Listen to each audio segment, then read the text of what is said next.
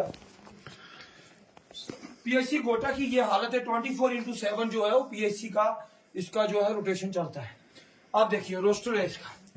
Patient जो है इस टाइम बहुत सीरियस है। देखो क्या हालत है, इधर पेशेंट की हालत देखो आप, और जो दीवार के नीचे आया पेशेंट और इमरजेंसी इस टाइम देखो इसकी क्या हालत है। ये देखो जो नलायक और नलायक नले लोग को लोग मार रहे हो, तुमने हॉस्पिटल बंद रखे। ये नलायक है, इसी पानी पिलाइए।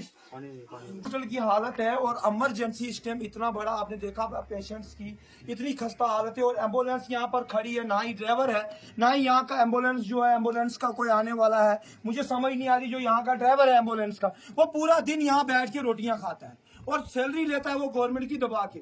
मुझे समझ नहीं आ रही, वो कहता है मेरे एम्बुलेंस खराब है, ये एम्बुलेंस भी खराब है, नीचे 108 जो है 102 है वो भी खराब है, 108 यहाँ है ही नहीं।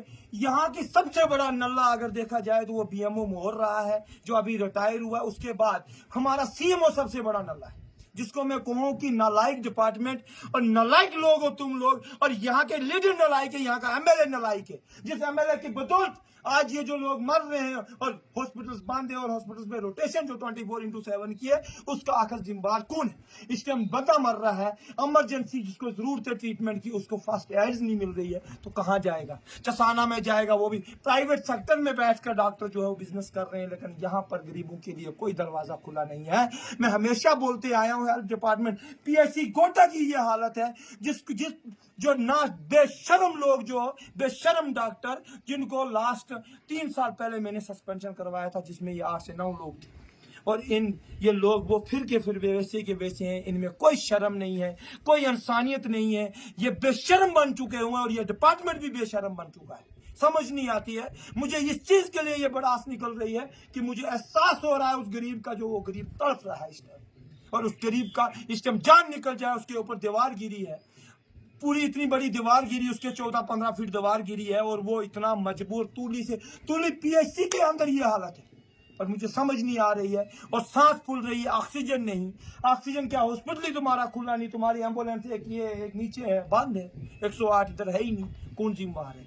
आखिर मैं एडमिनिस्ट्रेशन को ये चीज पूछता हूँ, डिस्ट्रिक्ट मजिस्ट्रेट से भी चीज पूछता हूँ, मैम आप कर क्या रहे हो इस डिपार्टमेंट के अंदर? आप इस एडमिनिस्ट्रेशन में कर क्या रहे हो और तुम्हारा डिपार्टमेंट कर क्या रहा है? कौन जिम्मेदार है इस चीज का? किसने ये जिम्मेदारी निभानी?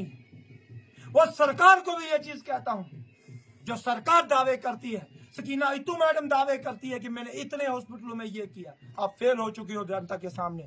आप लोगों को जहर दे रहे हो, आप लोगों को मार रहे हो, आप लोगों को दलासे दे रहे हो और जैसे लोगों को मार रहे हो। और तुम्हारा एम्बुलेंस के जो है तुम्हारे डॉक्टर्स जो है प्राइवेट बिजनेस कर रहे हैं और लोग मर रहे हैं। लोग देहाती इलाकों में, इन इलाकों में इतनी बुरी खस्ता हालत, कौन जिम्मेदार होगा इस चीज का?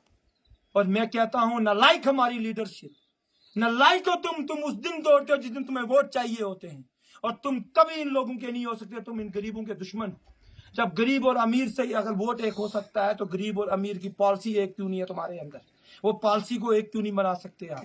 दावे करती है एडमिनिस्ट्रेशन, दावे करते हैं लीडर्स के हमने ये किया, दावे करता है वो हमारा एमएलए जो 1 साल से घूम रहा है, 9 महीने हो गए उसको घूमते, आज तक वो इस इलाके में नहीं आया वापस, और दावे करता है मैंने वो किया फलान किया, ये फेल हो गया। वो भी उसने वोट लिया, लोगों को झूठा बनाया यहाँ से और वोट लेकर यहाँ से चला गया फरार, और लोग